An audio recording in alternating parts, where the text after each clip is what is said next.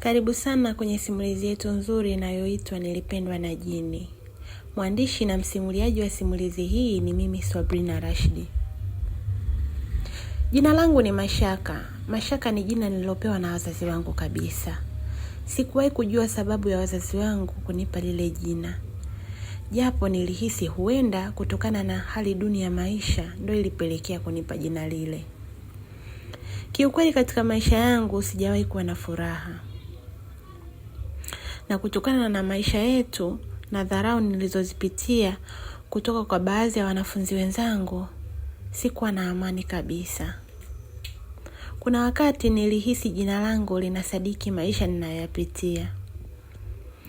Tulikuwa tunaishi kijiji kimoja kilikuwa kinaitwa Misufini. Maisha yetu yalikuwa duni kiasi kwamba kupata mlo mmoja kwa siku ni bahati. Na kuna wakati niliyazoea yale maisha, japo sikuwahi kuyapenda kabisa. Mimi nilikuwa ni mwanafunzi wa kidato cha 4 katika shule ya sekondari ambayo ilikuwa kijiji jirani kutoka kijijini kwetu. Na wazazi wangu walikuwa wanapambana sana ili nimalize masomo yangu, japo kwa taabu sana. Walikuwa wakilima vibarua ili kupata pesa kwa ajili ya mahitaji yangu ya shule. Katika harakati zangu za masomo, nakumbuka siku moja ilikuwa ni asubuhi sana. Ilikuwa kama kawaida yangu siku hiyo. Nilikuwa najiandaa kwenda shule. Wanafunzi wenzangu wote walikuwa na baiskeli, kila mmoja alikuwa na baiskeli yake kwa ajili ya usafiri wa kwenda shule. Kutokana na umbali kutoka kijijini kwetu hadi shule, ilitulazimu kuwa na usafiri. Basi wenzangu wote walikuwa na usafiri, isipokuwa mimi peke yangu. Nilikuwa nategemea kupewa lift na wenzangu ili niweze kwenda na kurudi. Na kutokana na hali hiyo ilipelekea kuteseka sana, maana kuna wakati walikataa kabisa kunipa lift kwenye baiskeli zao. Nilikuwa na rafiki mmoja tu ambaye alikuwa anaitwa Abdukarim. Tulikuwa tunapenda kumuita kifupi Abduli. Abduli alikuwa mwema sana kwangu. Japo kwao hawakuwa na uwezo mkubwa hivyo, lakini ilikuwa na unafuu kidogo kuliko maisha ya kwetu.